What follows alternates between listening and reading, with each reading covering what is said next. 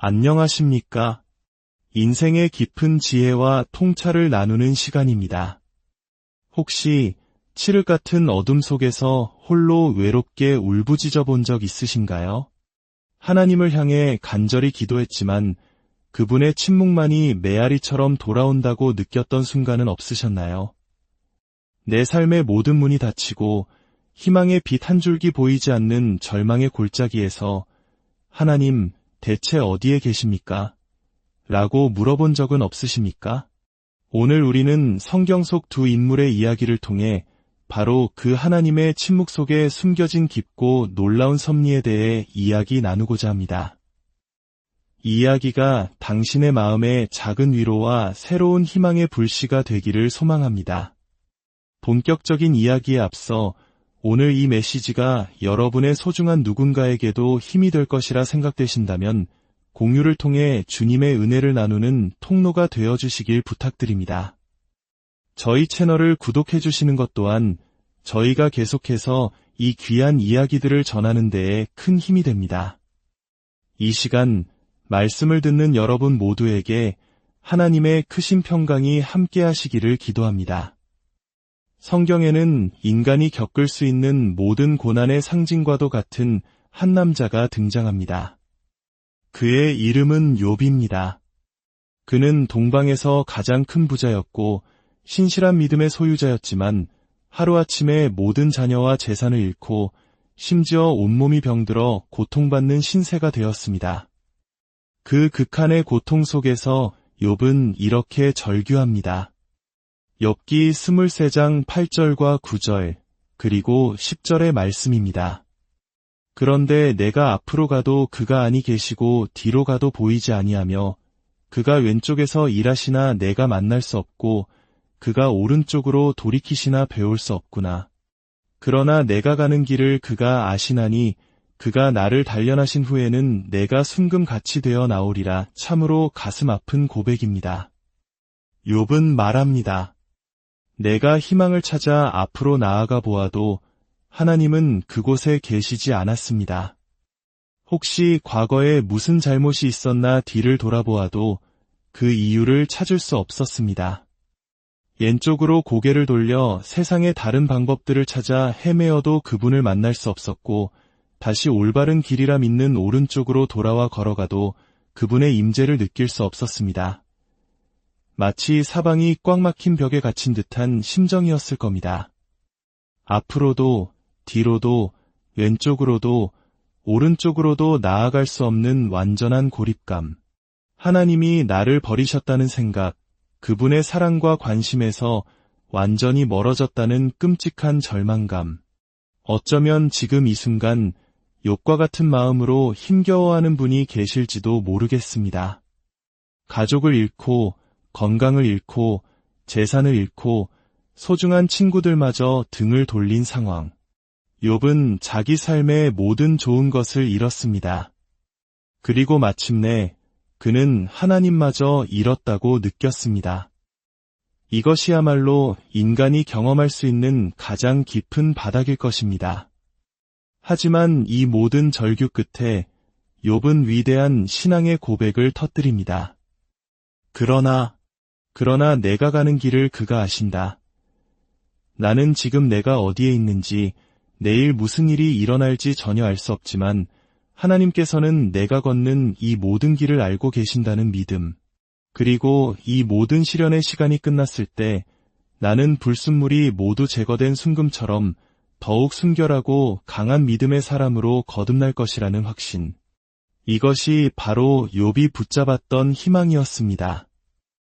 이러한 하나님의 부재감은 구약시대의 이야기만이 아닙니다. 신약 성경 요한복음 11장에는 예수님께서 가장 사랑하셨던 한 가족의 이야기가 나옵니다. 그곳에는 마르다와 마리아, 그리고 그의 오라버니 나사로가 살고 있었습니다.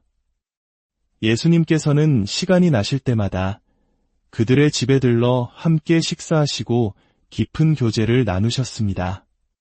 그들은 예수님의 가장 가까운 친구이자 마음을 터놓는 가족과도 같은 사이였습니다. 한국적인 표현으로 하자면 아주 깊은 정을 나눈 사이였지요. 그러던 어느 날 나사로가 몹시 아프게 되었습니다. 열이 불덩이처럼 치솟고 숨소리는 거칠어졌으며 온몸의 기력을 잃고 죽어가고 있었습니다. 다급해진 마르다와 마리아는 사람을 보내 예수님께 소식을 전했습니다. 주여 보시옵소서, 사랑하시는 자가 병들었나이다. 어서 와서 그를 고쳐주소서. 전령은 즉시 떠나 예수님을 만났고 예수님께서는 상황을 아셨으며 곧 가시겠다는 뜻을 내비치셨습니다. 전령은 기쁜 마음으로 돌아왔습니다. 마을 사람들 모두가 그 가족과 예수님의 특별한 관계를 알고 있었기에 이제 곧 예수님께서 오셔서 놀라운 기적을 행하실 것이라 기대했습니다. 곧 이 마을에 큰 찬양과 감사의 축제가 열릴 것이라고 모두가 믿어 의심치 않았습니다. 그들은 기다렸습니다. 1시간이 지나고 또 1시간이 흘렀습니다. 예수님은 언제쯤 오신다고 하더냐? 곧 오실 걸세. 분명히 오신다고 하셨네. 하지만 하루가 꼬박 지나도록 예수님은 나타나지 않으셨습니다. 나사로의 병세는 점점 더 악화되어 그의 목에서는 죽음의 소리가 들려오기 시작했습니다. 어디에 계신 겁니까? 왜 오시지 않는 겁니까? 약속하셨는데 왜 아직도 오시지 않는 겁니까? 마르다와 마리아의 마음은 타들어갔습니다. 그들의 믿음은 흔들리기 시작했습니다. 그리고 마침내 예수님께서 도착하시기 전 나사로는 숨을 거두고 맙니다. 우리는 이 이야기의 결말을 알기에 그들의 고통을 가볍게 여길지도 모릅니다. 하지만 그 순간 그 가족에게는 하나님이 자신들을 외면하셨다는 배신감과 주님의 사랑이 더 이상 자신들과 함께하지 않는다는 깊은 슬픔만이 남았을 뿐입니다. 나사로가 죽고 장사까지 지낸 후에야 예수님은 마침내 마을에 도착하셨습니다. 슬픔과 원망에 가득 찬 그들을 향해 예수님은 이렇게 말씀하십니다. 요한복음 11장 15절입니다. 내가 거기 있지 아니한 것을 너희를 위하여 기뻐하노니 얼마나 충격적인 말씀입니까? 나는 너희를 위해 내가 그 자리에 없었던 것을 기쁘게 생각한다. 사랑하는 친구가 죽어가고 있었는데 일부러 48시간을 지체하여 그가 완전히 죽게 내버려 두시고는 이제 와서 기쁘다고 말씀하시는 것입니다. 나는 너희가 구했던 그 기적을 행해주지 않은 것이 기쁘다. 이해할 수 없는 이야기 속에서 우리는 절대로 잊지 말아야 할 3가지 영적 교훈을 발견할 수 있습니다. 첫째, 모든 것이 끝났다고 생각되는 바로 그 순간에도 하나님은 여전히 일하고 계십니다. 그들에게 나사로의 죽음은 이야기의 끝이었습니다. 그는 죽었고 무덤에 묻혔고 장례식도 끝났습니다. 더 이상 어떤 좋은 일도 일어날 수 없는 완전한 종결이었습니다. 우리의 기도에 하나님이 응답하지 않으셨고 우리가 기대했던 일은 일어나지 않았습니다. 붙잡고 있던 마지막 밧줄의 매듭마저 풀려버려 우리는 절망의 나락으로 떨어졌습니다. 모든 것이 끝났습니다. 하지만 이야기는 우리에게 말합니다. 당신이 끝이라고 생각하는 바로 그 지점이 하나님께서 일하기 시작하시는 시작점이라는 것을 말입니다. 둘째, 하나님의 지체하심에는 반드시 그분의 뜻이 있습니다. 요한복음 11장 5절과 6절은 이렇게 기록합니다. 예수께서 본래 마르다와 그 동생과 나사로를 사랑하시더니 나사로가 병들었다 함을 들으시고 그 계시던 곳에 이틀을 더 유하시고. 성경은 분명히 말합니다. 첫째, 예수님은 그들을 사랑하셨습니다. 둘째, 그 사랑을 증명하기 위해 그분은 일부러 멀리 머무시며 그들이 고통과 슬픔, 마음의 상처와 정신적 고뇌를 겪도록 허락하셨습니다. 왜일까요? 왜 그토록 사랑하시는 이들에게 그런 아픔을 겪게 하셨을까요? 그들이 믿고 기대했던 최선의 결과는 단지 치유였습니다. 병이 낫는 것. 하지만 예수님은 그 치유를 넘어선 더 위대한 계획, 바로 부활이라는 기적을 보고 계셨습니다. 만약 예수님께서 바로 달려가 나사로를 고쳐주셨다면 그 사건은 예수님이 행하신 수많은 치유 기적 중 하나로만 기록되었을 것입니다. 하지만 그분의 의도적인 지체하심 때문에 나사로의 부활 사건은 수천 년이 지난 오늘날까지도 전 세계 수많은 사람들에게 죽음을 이기신 예수 그리스도의 권능을 증거하는 강력한 간증이 되었습니다. 그 가족이 겪었던 며칠간의 정신적 고통은 온 인류에게 영원한 생명의 소망을 전하는 위대한 축복의 통로가 된 것입니다. 어쩌면 지금 당신이 겪고 있는 그 기도의 지연은 하나님의 거절이 아니라 당신이 상상하는 것보다 훨씬 더 위대한 축복을 준비하시는 그분의 시간일지도 모릅니다. 셋째, 예수님은 우리의 고통 속에서 우리와 함께 우십니다. 이 이야기에서 가장 감동적인 부분은 예수님께서 나사로의 무덤 앞에서 눈물을 흘리셨다는 사실입니다. 그분은 잠시 후에 나사로를 살리실 것을 알고 계셨습니다. 모든 것이 결국에는 선하게 끝날 것임을 알고 계셨습니다. 그런데 왜 우셨을까요? 그것은 지금 당장 마르다와 마리아가 겪고 있는 그 마음의 고통과 슬픔을 예수님께서 온 마음으로 공감하셨기 때문입니다. 그분은 우리의 고통을 결코 외면하지 않으십니다. 모든 것이 합력하여 선을 이룰 것을 아시면서도 오늘 우리가 흘리는 눈물의 의미를 누구보다 깊이 아시는 분입니다. 우리의人生은 마치 거대한 퍼즐과 같습니다.